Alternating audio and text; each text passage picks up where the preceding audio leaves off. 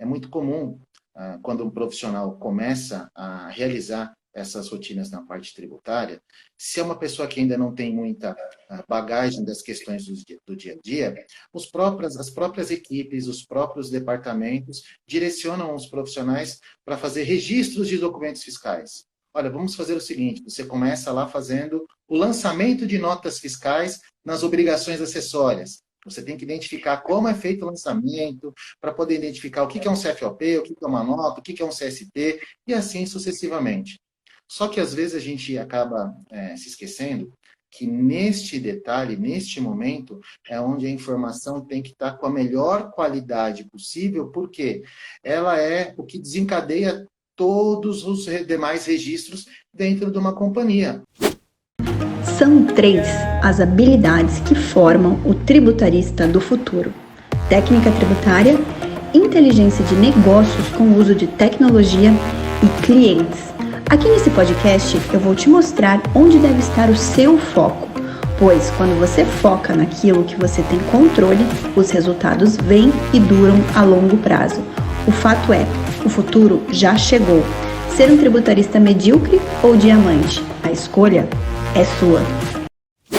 Sejam todos muito bem-vindos e todas muito bem-vindas a mais um episódio do nosso podcast Tributarista do Futuro. E aqui nós discutimos as estratégias na sua jornada como Team Diamante, né? Na sua jornada do zero a um tributarista de inteligência de negócios valorizado, que a gente chama de classe mais valorizada de tributaristas.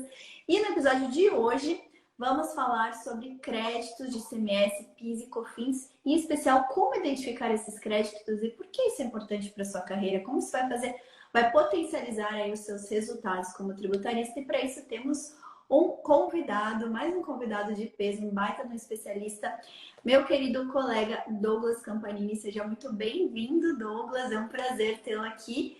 E para a gente começar, se apresenta para o pessoal, conta um pouquinho de você, da sua jornada profissional aí na área tributária e vamos depois falar sobre créditos de ICMS, PIS e COFINS. Perfeito. Boa tarde, Letícia. Boa tarde a todos que estão nos assistindo e ainda que irão nos assistir e ouvir. É muito, muito prazeroso estar aqui com vocês, falar desse tema aqui muito importante. Eu já atuo na área tributária, meus cabelos aqui, infelizmente, não vão me deixar mentir aqui. Eu já atuo na área tributária há cerca de 25 anos.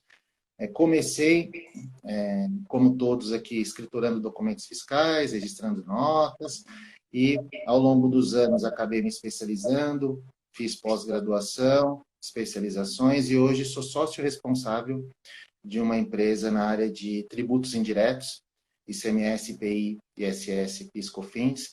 Também atuo na área acadêmica, ministrando disciplinas em cursos de pós-graduação aqui em São Paulo, em algumas universidades. E já atuei tanto no dia a dia de empresas realizando as apurações dos tributos, mas agora como sócio responsável de uma empresa de auditoria e consultoria, especificamente na parte dos tributos indiretos, tanto orientando, como no tema que nós falaremos hoje aqui com relação à questão de identificação de créditos tributários, também quanto em quaisquer rotinas relativas à parte fiscal, contábil e tributária que possa afetar o dia a dia da empresa. Então, é um prazer muito grande aqui para a gente poder tratar desse assunto tão importante. Vamos lá. E é interessante, Douglas, que você começou ali a sua jornada profissional fazendo apuração dos impostos. E é legal porque quem migra, né, no teu caso, você migrou do contábil para o tributário, né? E é legal a gente falar dessa diferenciação, porque eu venho do direito, né? Eu venho da área jurídica, por mais que eu sempre tenha atuado na área tributária. Quando eu advogado início de carreira, a gente na área jurídica, por mais que seja tributária, a gente é assim, vai, na minha época, né, Douglas, vai em fórum, pega processo, anota andamento de processo, fala na secretaria. A nossa rotina de início de carreira é um pouco diferente da rotina do contador. Mas é legal que ao longo da carreira a gente acaba fluindo aí para a carreira do tributarista, e por isso que eu acho muito legal falar que a carreira do tributarista é uma carreira democrática, né? Então não importa como que sejam os inícios, aí tem gente que inicia como você na área fiscal, como eu, na área jurídica. Tem gente que vem de outras áreas, mas aí flui para a área mais estratégica, né? Que é a área tributária aí, pensando mais na estratégia para o cliente. Então, muito bacana saber desse seu início. E Douglas, vamos lá, eu acho que é legal a gente pontuar. E olha só, hoje a gente está num dia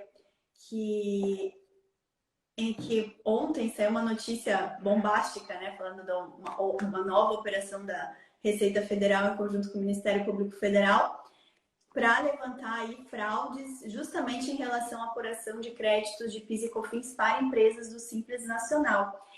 E quando a gente fala muito, né, de recuperação de créditos tributários, eu acho que é bacana a gente colocar aqui, principalmente pegando o gancho dessa notícia que foi uma notícia, aquela típica notícia bombástica, que por um lado é uma notícia boa, porque vê que a Receita Federal ela continua aí firme nas ações para inibir as fraudes, os golpes. Por outro lado, a gente passa a ter, como né, profissionais que atuam de forma séria, também uma responsabilidade adicional de conscientização sobre o que de fato pode e o que de fato não pode. Então, já que a gente está falando de créditos, né, vamos falar um pouquinho, começar falando sobre esse início aí, como que a gente sabe que a empresa tem créditos, né, principalmente quando a gente fala de tributos indiretos, né, vamos tratar de 3 aqui, o ICMS, PIS e COFINS. Então, esse início, né, para a gente poder fazer um divisor de águas entre o que pode e o que não pode. Não, perfeito. E assim, essa notícia, ela é muito importante mesmo, porque demonstra que o profissional ele precisa estar muito bem conhecedor das normas para poder identificar essas questões de forma correta, porque é o que eu costumo tanto comentar com os colegas, quanto mesmo em sala de aula. É aquele cliente que você não realiza o trabalho uma única vez, você prospecta um cliente para que você possa atendê-lo de forma contínua. E aí você precisa estar muito atento às mudanças de legislação, às questões que envolvem o nosso dia a dia. E eu costumo trazer aqui um exemplo, quando você disse como identificar aqui oportunidades. Uma situação que eu mesmo vivenciei quando eu iniciei lá no início, envolvendo escrituração de documentos fiscais. É muito comum, quando um profissional começa a realizar essas rotinas na parte tributária, se é uma pessoa que ainda não tem muita bagagem das questões do dia a dia, as próprias equipes, os próprios departamentos direcionam os profissionais para fazer registros de documentos fiscais. Olha, vamos fazer o seguinte, você começa lá fazendo o lançamento de notas fiscais nas obrigações acessórias. Você tem que identificar como é feito o lançamento, para poder identificar o que é um CFOP, o que é uma nota, o que é um CST, e assim sucessivamente. Só que às vezes a gente acaba se esquecendo que neste detalhe, neste momento, é onde a informação tem que estar com a melhor qualidade possível, porque ela é o que desencadeia todos os demais registros dentro de uma companhia. Alimenta estoque, alimenta financeiro, alimenta créditos tributários. E aí eu posso dar um exemplo aqui de compra de 50 pincéis atômicos para uma indústria que fabrica tanques de motocicletas. Quando o profissional se depara com uma nota de aquisição de 50 pincéis atômicos, a primeira informação que ele tem em mente é, olha, imagino que isso seja utilizado lá no departamento administrativo para uso em reuniões, para uso ali no dia a dia da administração da empresa. Ocorre que eu posso ter esse mesmo pincel atômico sendo utilizado para fazer a marcação das peças que estão sendo utilizadas na produção para, eventualmente, serem processadas de uma etapa para outra no seu ciclo de produção. Então, eu posso ter o mesmo item com utilizações diferentes e o profissional que está recebendo aqui aquele documento fiscal, se ele simplesmente se observar apenas o documento fiscal, um pincel atômico, penso eu que vou utilizar na área administrativa. Como eu não conheço a rotina de execução da atividade, seja industrial, seja comercial, ou seja de prestação de serviços, eu posso ali já no início da operação estar registrando ali um documento, imaginando de forma correta, mas que na realidade de forma incorreta. Se eu escriturei esse documento ou classifiquei como uma aquisição de material de consumo administrativo, eu deixei de recuperar todos os tributos que eu poderia ter feito ali no momento da aquisição. Seja ICMS, seja PIS, seja COFINS. Por qual motivo? Pelo fato de eu não conhecer com detalhes a atividade da empresa na qual eu estou realizando o trabalho. Então, assim, ele é muito importante quando a gente fala de créditos tributários, nós que estamos aqui efetivamente nessa atividade, conhecemos a atividade no detalhe executada por cada empresa que a gente vai assessorar.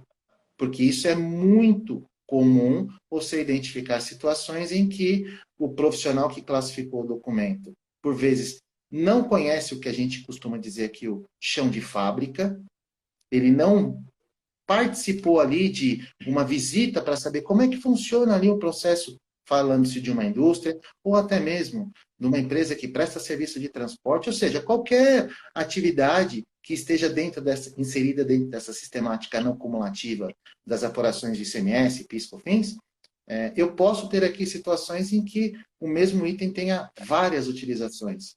E isso é muito importante para que a gente possa, desde já, identificar dentro dessa seara quais são as hipóteses de créditos que eu posso aproveitar. Então, assim, ele é muito importante para que a gente possa, quem está, inclusive, iniciando a carreira ou até mesmo está trabalhando para ter ali o seu desenvolvimento, lembrar sempre, o conhecimento da legislação, ele é muito fundamental. Mas eu também tenho que conhecer a atividade daquele contribuinte no qual eu estou prestando serviço. Porque para uma determinada empresa, o item pode ser material de consumo e para outra determinada empresa ser um insumo. E como é que eu vou ter essa percepção? Então, isso é muito importante para nós aqui, que temos essa atividade aqui tão árdua aqui de identificar créditos.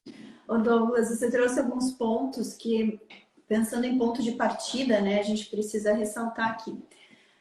Primeiro ponto que eu queria ressaltar a importância e algo que eu bato muito aqui na tecla com a minha audiência, com os meus alunos, é o seguinte: para que a gente possa ser um profissional valorizado, e quem valoriza, né, para você se considerar um profissional valorizado, quem tem que te valorizar é o cliente. Só que para o cliente te valorizar, você tem que, né, merecer essa valorização.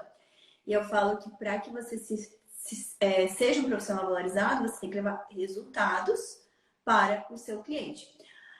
Para quê? Para que você consiga, e é algo que eu falo, a valorização ao longo do tempo, é justamente isso, que o teu cliente que começou com você um trabalho, ele continue sendo seu cliente ao longo da sua jornada profissional e da vida da empresa desse cliente. Então, a gente usa uma máxima aqui que é uma vez cliente, sempre cliente.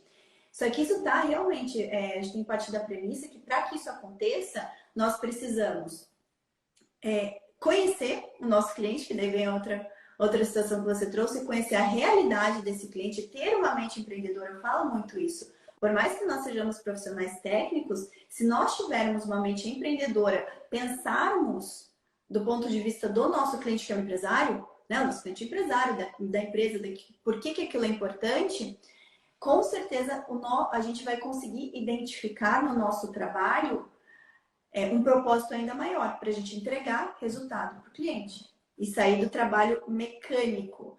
Eu falo assim que uma coisa muito que diferencia realmente o tributarista é justamente ter esse olhar estratégico e não mecânico das coisas. Isso para qualquer atividade, seja uma atividade mais do ponto de vista analítico, de análise de dados, análise de créditos e tal, seja atividades do ponto de vista mais jurídico. Não interessa, se você está falando de tributário para a empresa, você está falando de algo extremamente estratégico para a empresa.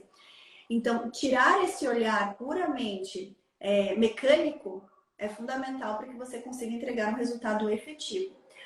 Então, esse é um primeiro ponto que acho que a gente precisa ressaltar em todo o trabalho, né? Principalmente nesse, que é um trabalho muito importante, né? Gerar, identificar créditos, seja identificar créditos que o nosso cliente não esteja identificando ou créditos que o nosso cliente esteja identificando indevidamente, faz parte do trabalho que eu chamo de abre alas do tributarista de inteligência de negócios. É um trabalho de início, é um trabalho que a gente vai poder levar um resultado muito objetivo para o nosso cliente. A gente vai levar um resultado preto no branco. Ó, você tem isso aqui que você poderia estar gerando de crédito, e crédito representa dinheiro, ou você tem isso aqui que você está gerando um passivo, gerando um risco. Então, acho que é muito legal essa primeira linha de abordagem. Segundo ponto que eu quero ressaltar é que o ponto de partida, né, por mais que seja muito importante a gente conhecer o negócio do nosso cliente, a gente ter esse mindset empreendedor, o ponto de partida na identificação de créditos tributários é a legislação. Então, antes da gente pensar nos pontos de discussão, nos pontos obscuros, nos pontos que você consegue fazer interpretações, a gente tem que ter como ponto de partida o que diz a legislação. Então, é o nosso ponto de partida. Né? Então, o conhecimento da legislação é fundamental. Então, vejo muita gente se preocupando em querer, o que é conceito de insumo? Mas insumo, quando a gente vai olhar ali, por exemplo, o PIS e COFINS, que o conceito de insumo é, né, um ponto controvertido, mas a legislação da não cumulatividade do PIS e COFINS traz uma outra série de possibilidades de tomada de crédito, que são preto no branco. E mesmo sendo preto no branco, tem muita empresa que não tá tomando esse crédito. A mesma coisa para ICMS, né? A gente pode ter pontos de discussão, mas a gente tem pontos que são preto no branco. É ali o que a lei está falando e às vezes o cliente não está observando aquele ponto da lei. Então, assim, até resgatando o que eu falei, assim, o que a gente precisa saber para partir e saber o que pode e o que não pode. Nosso ponto de partida é a lei, se a lei permite. E aí também separa os verdadeiros tributaristas, os tributaristas que trabalham de forma ética, responsável, dos golpistas. Porque o golpista, ele vai inventar crédito. A legislação não permite, ou o cliente já está tomando todos os créditos que a legislação permite, ele inventa crédito. Inventa. O que aconteceu agora no Simples Nacional, a gente sabe que é fácil fraudar. Você retifica a obrigação acessória e cria crédito. Então, é fácil. Então, o nosso ponto de partida é a legislação. Então... E esse ponto ele é muito importante, Letícia, porque quando você trata de conceitos de legislação, você pode ter, apesar de ser o mesmo tributo, e aí olhando para a figura do ICMS, você pode ter estados com posições totalmente antagônicas sobre a mesma situação. Então, assim, não é o fato de que você identifique para aquelas empresas ou contribuintes ou para aqueles profissionais que atuam em vários estados, porque nós estamos aqui tendo a possibilidade, no caso do ICMS, de atuarmos em 27 regiões diferentes. Então, é muito importante você ter o conhecimento não só da legislação em si, mas saber como é que o Estado se porta em eventuais situações de créditos que eu costumo dizer que está naquela linha cinzenta da legislação, ou seja, tem aquela questão nebulosa, tem situações que é permitível você tratar o item como crédito, que você consegue vincular à atividade da empresa, mas a legislação ela não é exaustiva, ela traz algumas situações de forma exemplificativa. Então, o conceito de insumo, como você bem recordou, é um ponto. Como é que eu trato aqui a figura dos chamados materiais intermediários, ou aqueles materiais que são consumidos no processo de produção, mas que você não enxerga-os no item final. Então, isso é muito comum. Olha, eu preciso fabricar aqui uma mesa. Só que para fabricar essa mesa, eu preciso invernizar a madeira. E para invernizar a madeira, eu preciso de uma lixa, para que eu possa retirar todas as impurezas da madeira, para que eu possa invernizar a mesa e para que eu possa comercializar o meu produto. Existem estados, quando a gente fala para a legislação do ICMS, que eles entendem que isso faz parte do conceito de material intermediário. E, para surpresa de alguns, existem estados que não interpretam isso como material intermediário.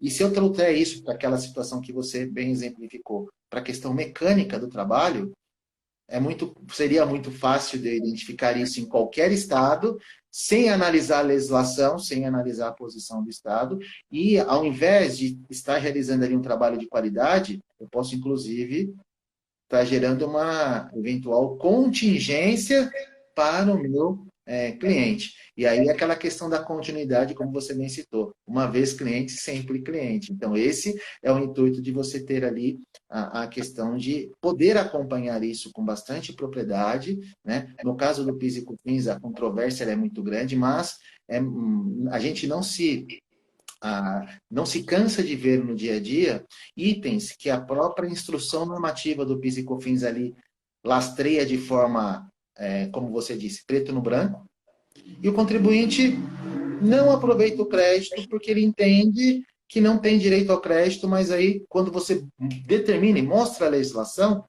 você verifica que a pessoa, na realidade, utiliza-se apenas os conceitos e acaba não fazendo o que na nossa área é imprescindível, a leitura. Eu tenho que acompanhar, eu tenho que ler, eu tenho que me aprofundar, e aquilo que eu li na semana passada pode ter tido alguma mudança nessa semana, e isso, para a gente poder conciliar isso com o nosso dia a dia, isso é muito complicado. Mas eu concordo que a questão da legislação também é um ponto fundamental para que a gente possa identificar aqui oportunidades de crédito.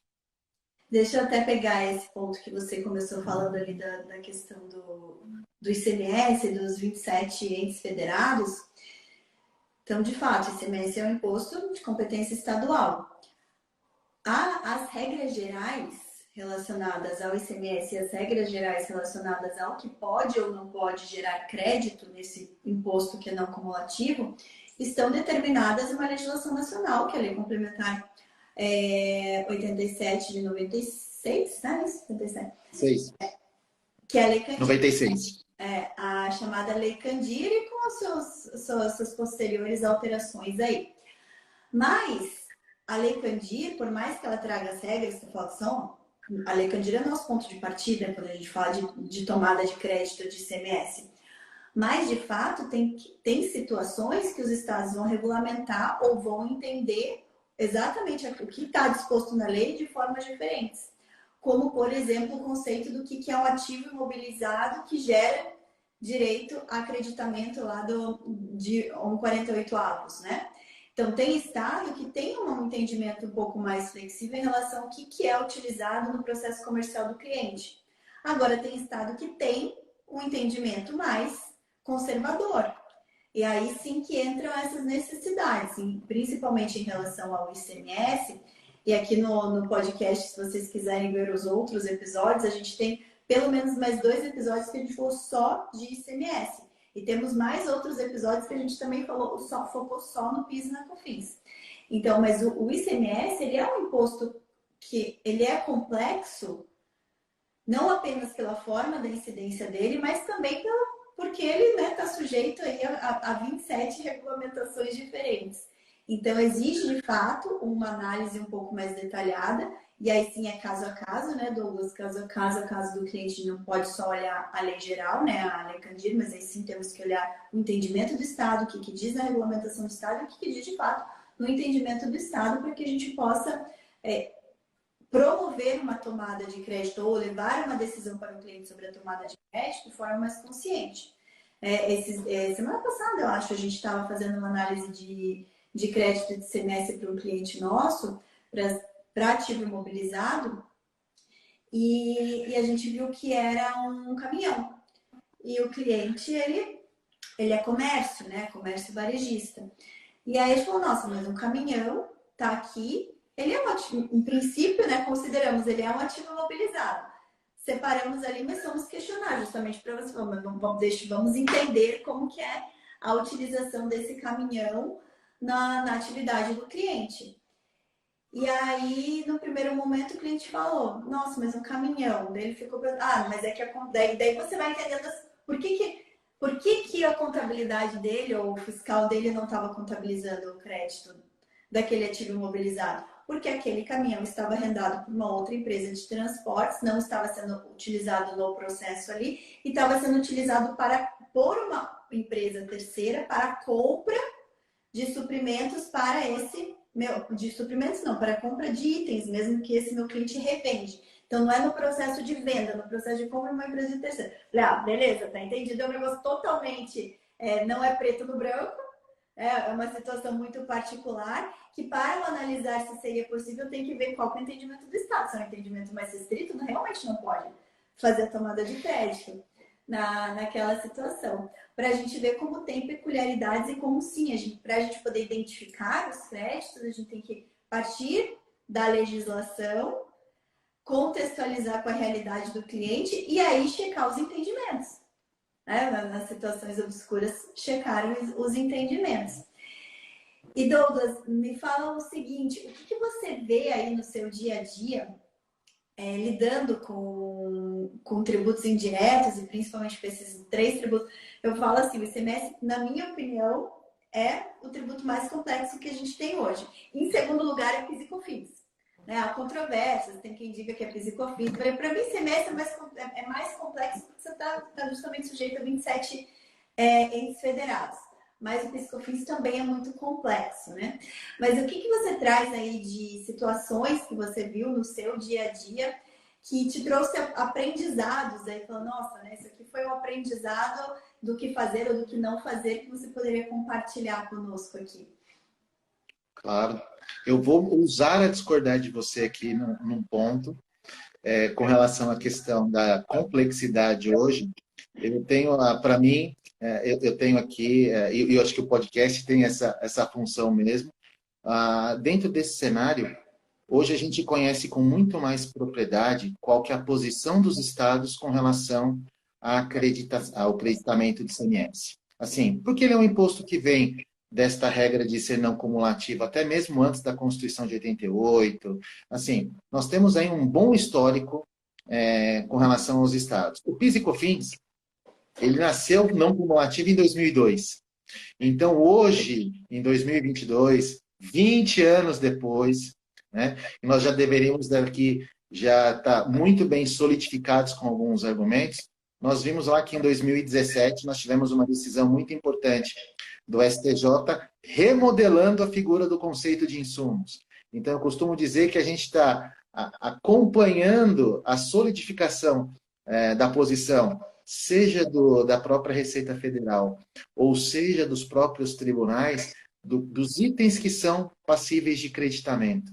No caso do ICMS, eu acho que a gente já tem hoje uma posição um pouco mais sólida para dizer, olha, isso aqui, com certeza, eu diria para você que é um risco elevado. Isto aqui, na posição atual que nós estamos, eu acho que é uma situação que a empresa possui chances de eventualmente discutir. E esse outro ponto aqui é o sinal verde, é o preto no branco, é o que está na legislação. No caso do PIS e COFINS, eu acho que a gente consegue ter hoje, sim, uma visão um pouco mais clara, mas eu ainda vejo uma nebulosidade muito grande pela frente para a gente poder trilhar. Então, por isso que eu brinquei que eu ouso discordar aqui nesse momento um pouquinho de você, porque o fato de nós termos aí, ao longo dos anos, essa figura da legislação, ela hoje nos mostra para algumas situações a certeza de que, olha, o fisco não aceita esse tipo de crédito, mas nós temos aqui a possibilidade de aproveitá-los utilizando uma outra estratégia, seja uma discussão administrativa, ou seja, qualquer outro tipo de estratégia para tentar ser um pouco mais agressivo. No PIS e COFINS a gente está evoluindo hoje com uma série de situações já um pouco mais claras, mas ainda a gente percebe que existem situações que são controversas dentro da própria Receita Federal. Então, trazendo aqui algumas situações, como você comentou, que tipo de cases que a gente identifica no dia a dia e que isso é muito relevante. As pessoas ainda costumam vincular créditos de não cumulatividade dos conceitos do ICMS e IPI para os conceitos relativos ao PIS e COFINS.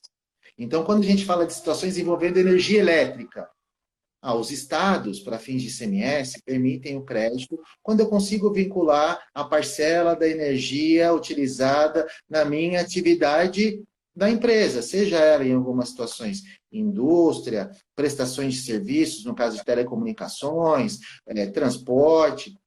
Então, não é 100% da energia elétrica que eu posso consumir ali como um crédito fiscal para o tributo estadual.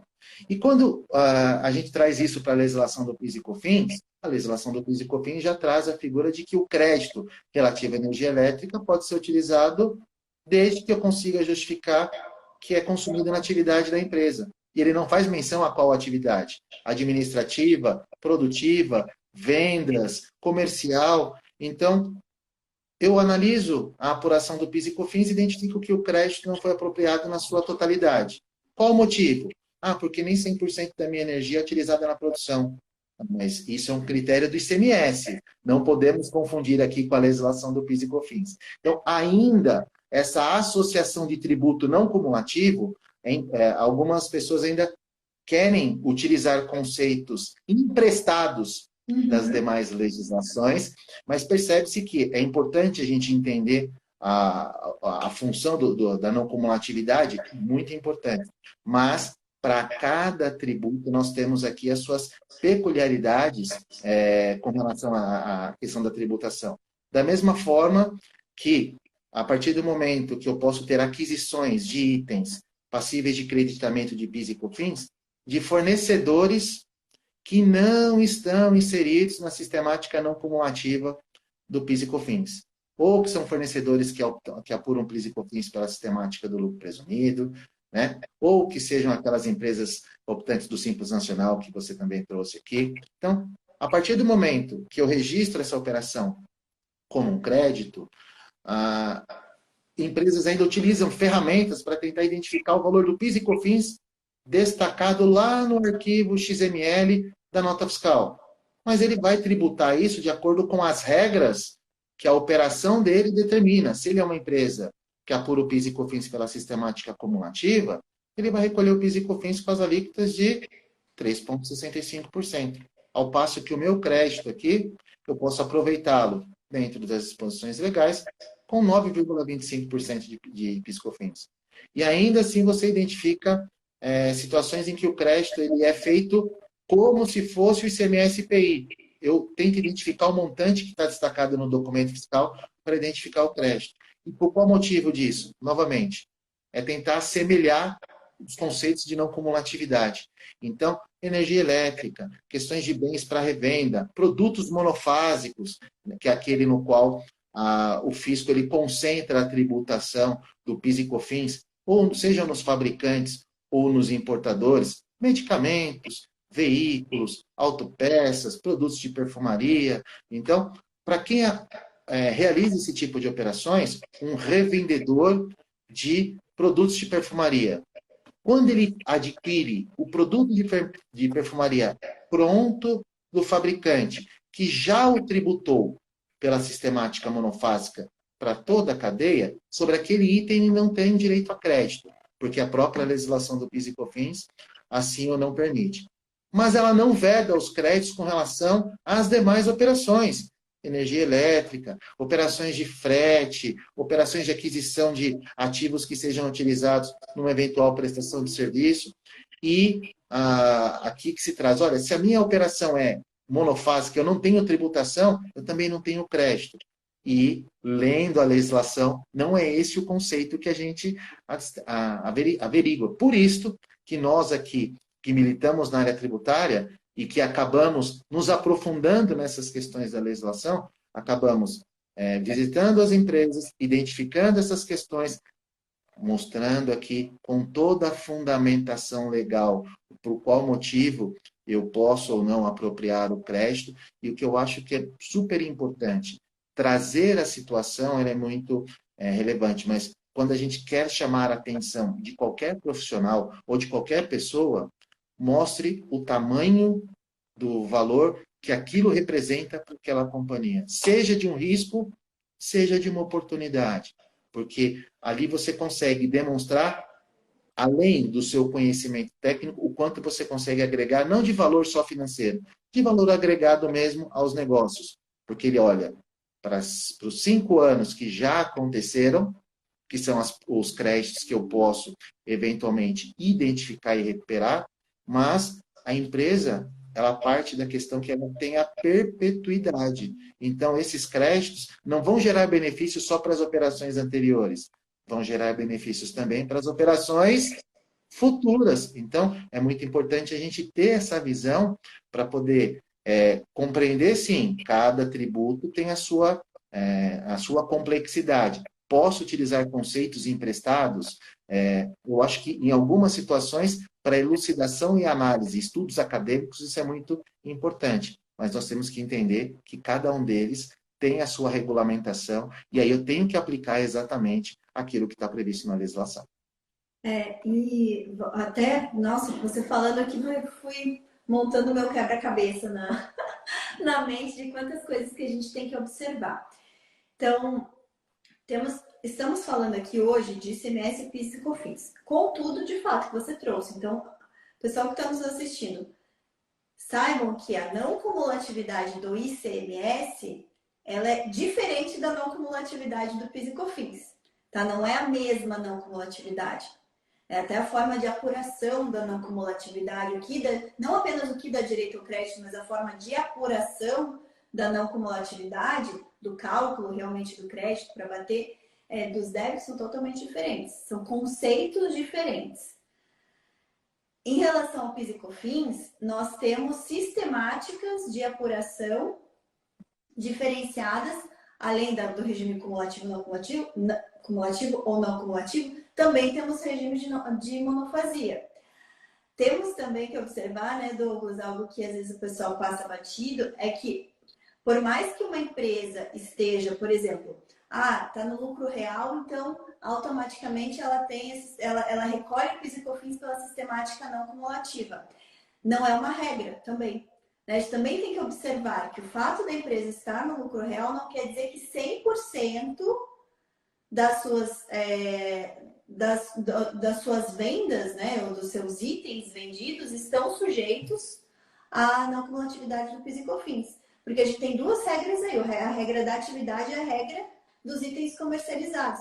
Porque a legislação atribui, né, ela dá as exceções à regra, então tem situações que mesmo a empresa estando no lucro real, ela vai ter que apurar o PIS e COFINS pela sistemática não cumulativa, e o contrário também, né? Tem situações em que a empresa está no presumido, mas pela atividade tem exceções à regra aí.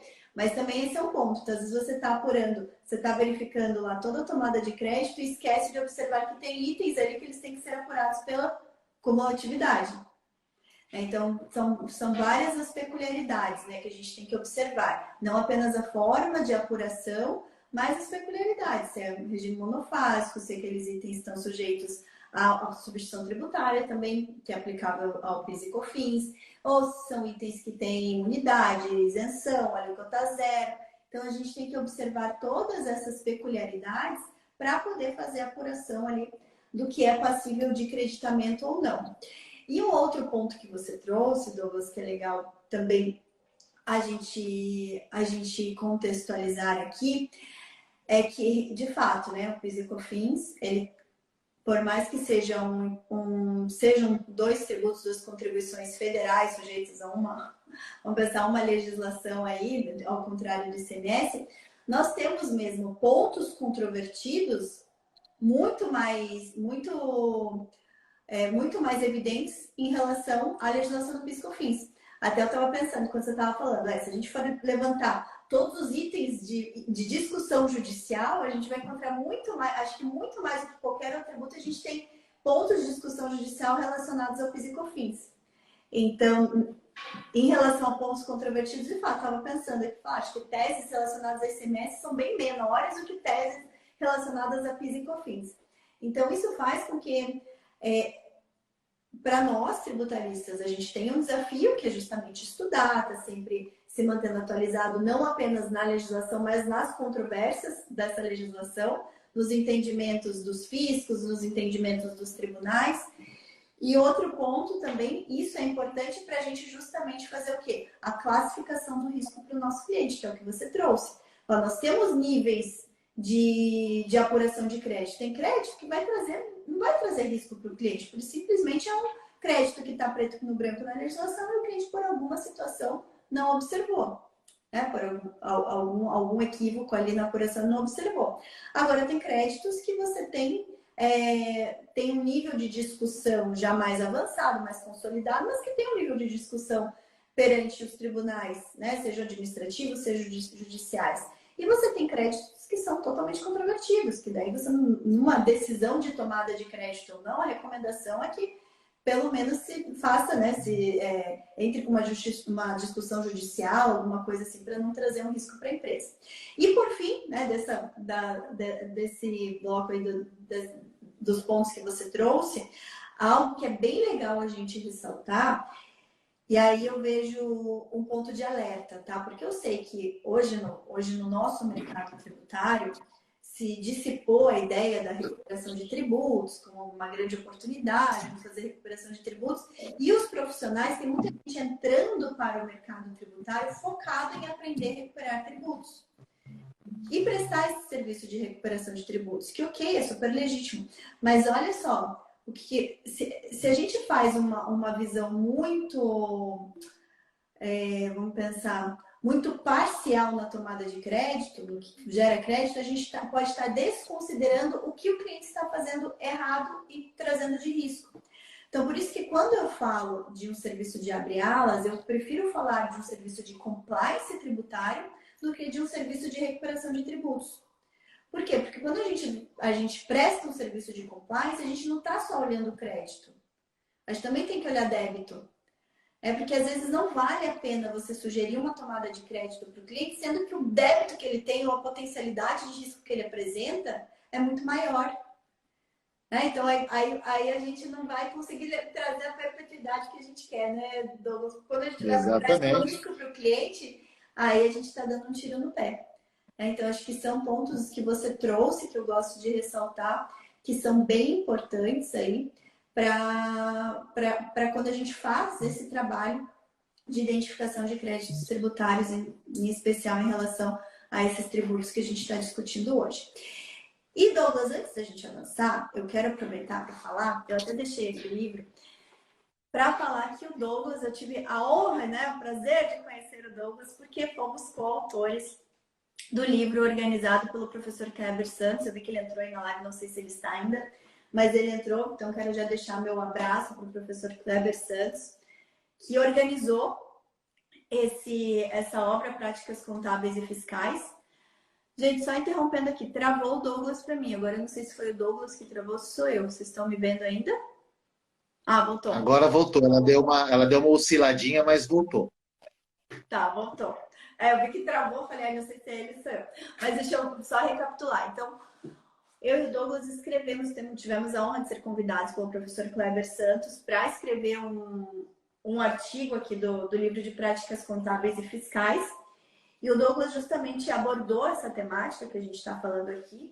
Então, já deixo para vocês, o pessoal sempre gosta, né, de indicação de leitura. Então, deixo para vocês como indicação de leitura na área tributária o livro Práticas Contábeis e Fiscais, da editora BSSP, organizado pelo professor Kleber Santos, tá? Quem tiver interesse, só me chamar ou chamar o Douglas no direct, que a gente passa um link ali com um valor promocional, porque nós, como coautores, também recebemos, né, a possibilidade de dar descontos para nossa audiência, né, Douglas? Então é bom dar desconto para nossa audiência.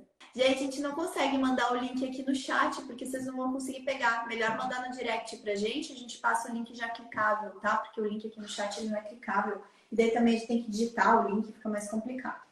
Mas quem quiser o link do livro, ou me manda um direct, ou manda pro Douglas, a gente passa o link aí para vocês adquirirem o livro com um desconto de 20%, tá bom? Que é o desconto que nós, como coautores, temos direito aí para passar para nossa audiência.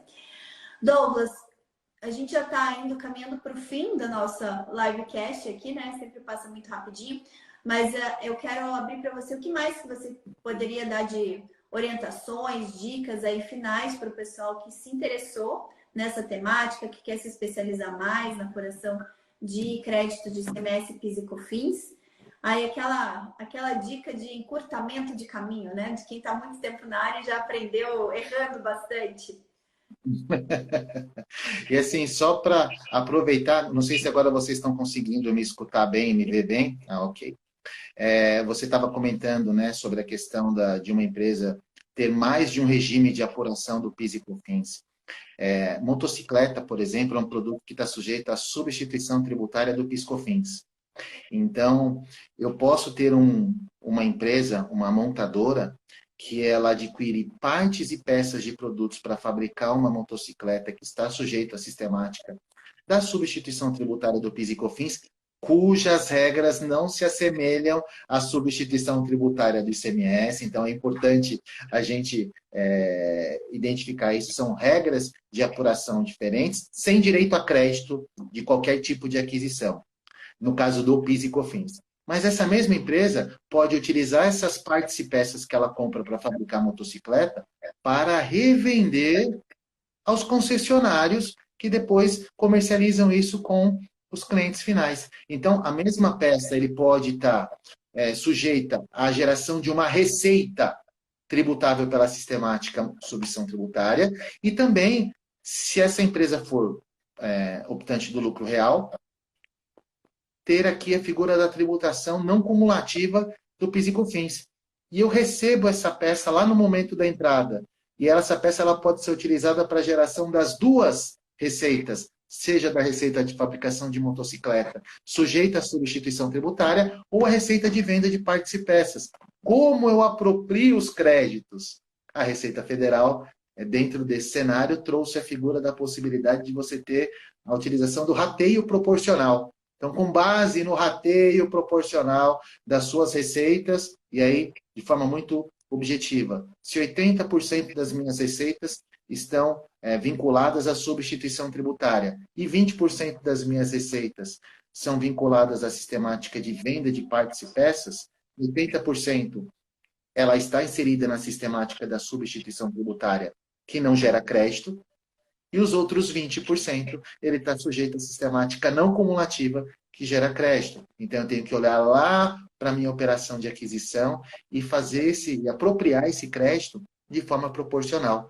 E a própria obrigação acessória, o próprio EFD Contribuições, ele também te dá essa necessidade de preencher alguns registros adicionais para que você possa demonstrar ao fisco essa situação. Então, ou seja, às vezes a gente identifica, analisa uma operação de uma determinada companhia e, olha, não tem crédito, já vou apurar o crédito. Mas por que não tem crédito?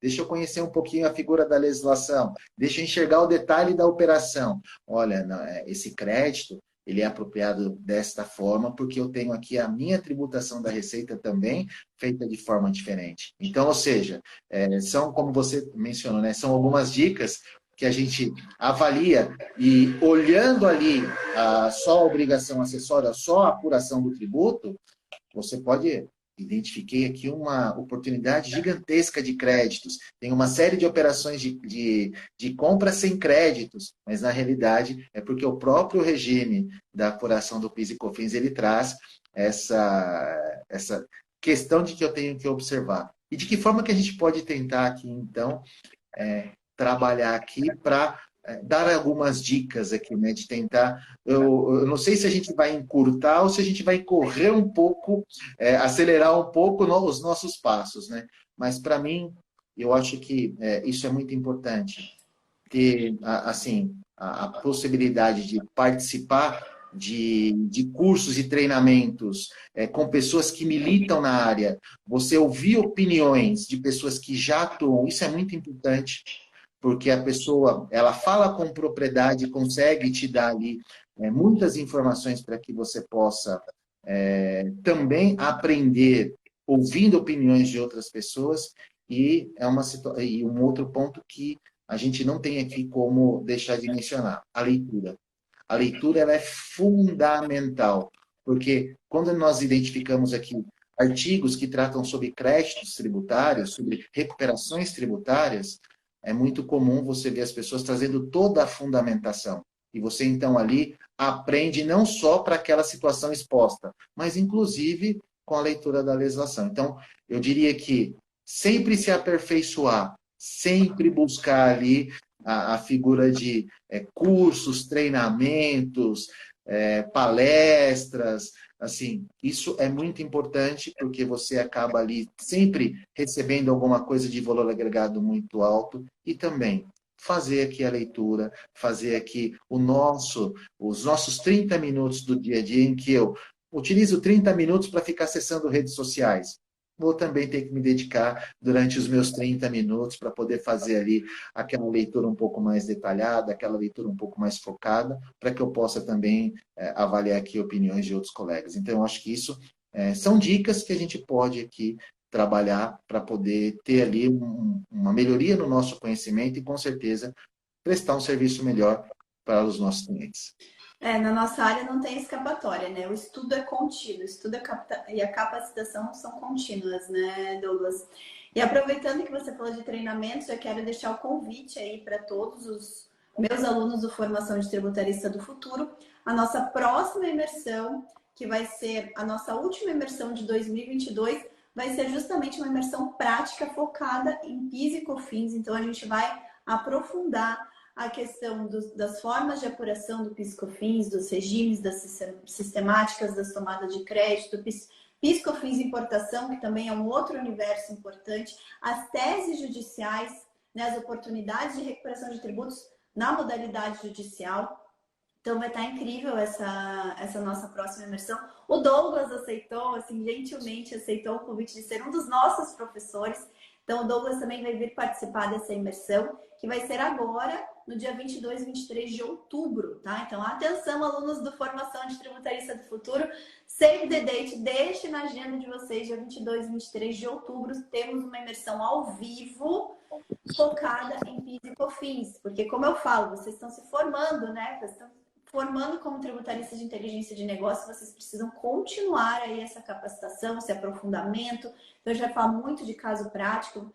Como todas as nossas imersões para os alunos do Formação Tributarista do Futuro, essa será mais uma imersão totalmente prática, tá? Então, quem está entrando agora, a gente está encerrando hoje, Douglas, a 11ª turma do Formação de Tributarista do Futuro. Então, quem está entrando agora já vai entrar, já pode se aprofundar em PIS e COFINS e depois ir para a prática lá na nossa imersão dos dias 22 e 23. Douglas, obrigada por ter aceitado o nosso convite, inclusive, tá? Vai ser uma honra contar com... Eu vou aprender muito, porque eu sempre aprendo também, né? A gente vai sempre aprendendo com as experiências dos colegas, sempre agrega muito na nossa vida. Então, obrigada por ter aceitado gentilmente esse convite também, de estar com a gente na nossa imersão prática de PIS e COFINS. Eu que agradeço o convite, é uma responsabilidade muito grande, porque a gente sabe da qualidade da imersão já acontecida já em outros meses desse ano.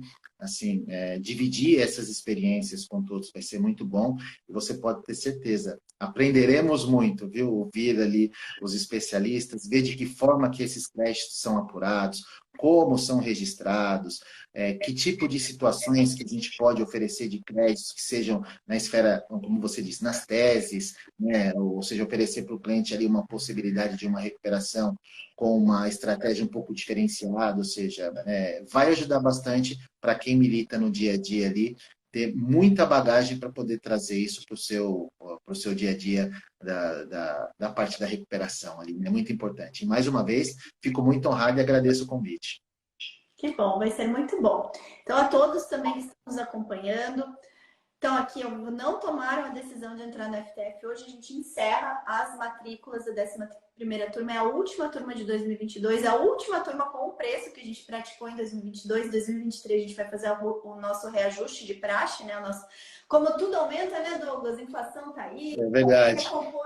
Recompor o preço de tudo, né? Tanto produto como serviço. Mas então a gente aproveita. Hoje é a última chamada, estamos aí realmente quase batendo o número limite de vagas, então não deixe para depois, já entre em contato, manda um direct para mim, está com condições facilitadas para vocês ingressarem e aproveitarem aí tudo que espera dentro do Formação de Tributarista do Futuro.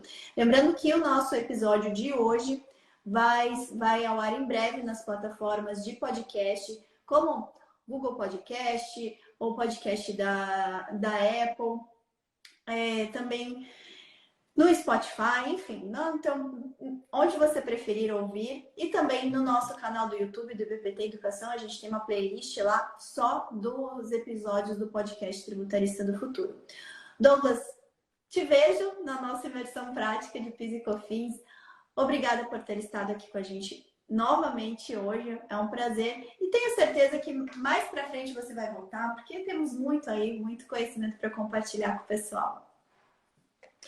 Mais uma vez, Letícia, muito obrigado pelo convite, muito honrado aqui por ter participado desse podcast. A gente que vem acompanhando e já vem assistindo os outros podcasts sabe da qualidade e da importância que isso tem para quem atua na área tributária. Foi um prazer muito grande e nos veremos sim em outras oportunidades, com certeza. Assunto nessa nossa área não falta. É verdade, é verdade. Douglas, só estava esquecendo, o pessoal encontrar você, qual que é a melhor forma de contactá-lo? tem no LinkedIn, pode me procurar como Douglas Campanini, vocês vão me localizar, ou no próprio Instagram, Douglas R. Campanini. Vocês vão me localizar seja no LinkedIn, seja no Instagram. Eu sou mais ativo no LinkedIn, mas também tenho postado algumas coisas no Instagram. O importante é, tendo novidades da legislação, eu falo que é muito importante a gente poder compartilhar para contribuir aqui com o crescimento profissional de todos, inclusive o nosso, aprendendo aqui com os comentários dos colegas. Isso mesmo. Obrigada mais uma vez, obrigada a todos que nos acompanharam ao vivo e a todos que estão nos ouvindo também. E até o próximo episódio. Tchau, tchau. Tchau, tchau.